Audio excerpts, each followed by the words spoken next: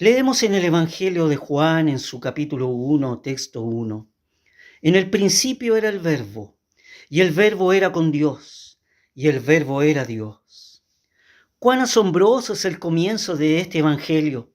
El escritor, inspirado por el divino autor, no se detiene para darse a conocer, ni mencionar su nombre, ni dar pruebas que merezcan su confianza, sino que se centra en la explicación de aquel que es identificado como el Verbo.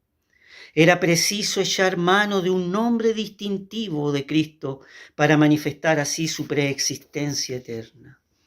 Fíjese que en el griego koiné, lenguaje con que fue escrito el Nuevo Testamento, el término verbo es descrito como el logos. La revelación de las Escrituras nos manifiesta que el Hijo de Dios no se atribuyó a sí mismo el término logos. Sin embargo, es el Espíritu de divinidad es quien se lo aplica en el texto inspirado que hemos leído. Hemos de entender entonces logos como la expresión de Dios, como la manifestación de Dios. En otras palabras, como la expresión de la deidad. Por su sola significación, entonces, el logos comporta una revelación de largo alcance, no sólo de su divinidad, sino también de su eterna y esencial relación con el ser de Dios.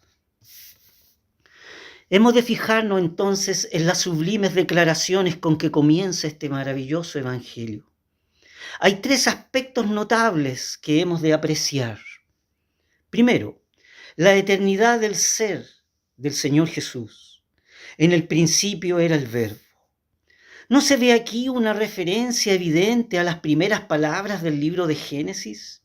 En el principio crió Dios los cielos y la tierra. Pero existe un gran contraste. En las palabras descritas en el Evangelio como principio, no se hallan los cielos y la tierra, los cuales no existían, pero ya existía el Verbo. Por un lado, las palabras excluyen precisamente la eternidad de la materia, pero por otro lado, incluyen expresamente la eternidad del Verbo.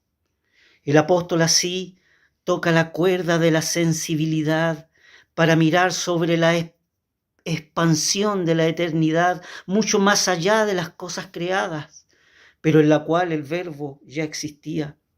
Este principio es el punto de referencia usado para referirse al existir del Verbo. Es decir, la referencia a principio ha de entenderse como lo que es, un existir antes de todo. Necesariamente es un existir eterno, puesto que antes de la creación solo existe Dios, el cual vive en sí mismo eternamente. Fíjese que el Señor Jesús expresó un día en su oración sacerdotal hacia su Padre: ahora pues, Padre, glorifícame tú cerca de ti mismo, con aquella gloria que tuve cerca de ti antes que el mundo fuese. Desde su humanidad, que ha servido de vehículo para realizar la obra soteriológica, es decir, la obra de redención del hombre, pide ahora la recuperación de la eterna gloria que había tenido con el Padre en la eternidad. El Verbo no es un ser creado, sino es increado y eterno Dios. De manera que la preexistencia del Logos, el Verbo, se pone de manifiesto que no vino a ser en un momento, sino que fue así eternamente.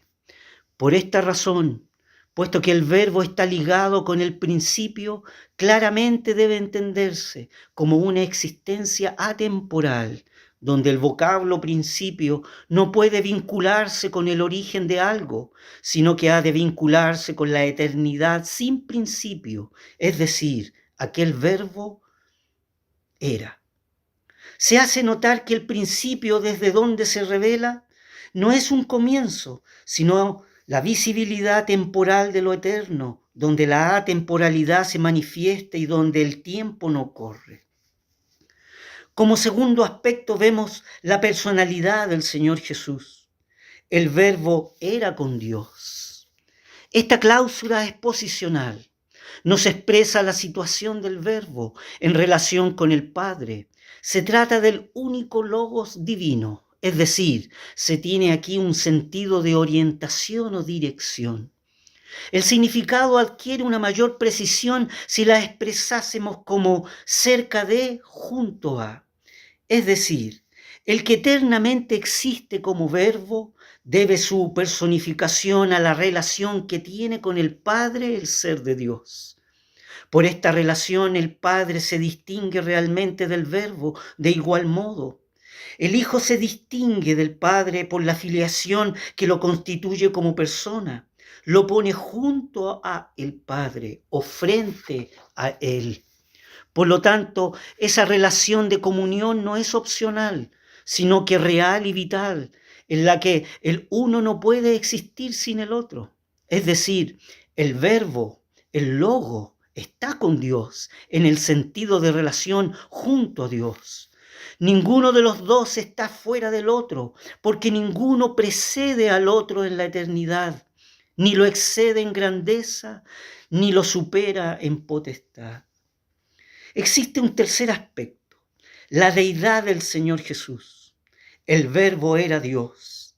El texto no dice el verbo era el Dios o el verbo era un Dios. Esta declaración limitaría al Hijo la totalidad de su ser divino, pero tampoco dice que Él es divino. Esto disminuiría el énfasis. El apóstol manifiesta una afirmación definitiva sobre la deidad del Verbo. Es decir, el texto enfáticamente dice que es Dios. Su deidad, aparte de sus atributos, aquella omnisciencia, omnipotencia, omnipresencia, es afirmada por los nombres divinos que se le otorgan. Fíjese que entre ellos se manifiestan dos nombres de Cristo muy significativos en el libro de las Revelaciones. El primero dice, yo soy el primero y el último. Y en otro lugar del libro de las Revelaciones dice, yo soy Alfa y Omega, principio y fin, el primero y el postrero. La verdad es que el Verbo de Dios nos conducirá a la comprensión de la condición divino-humana de Jesucristo, el Hijo de Dios, en este maravilloso Evangelio. Y para que usted también pueda expresar, tú eres el Cristo, el Hijo del Dios viviente.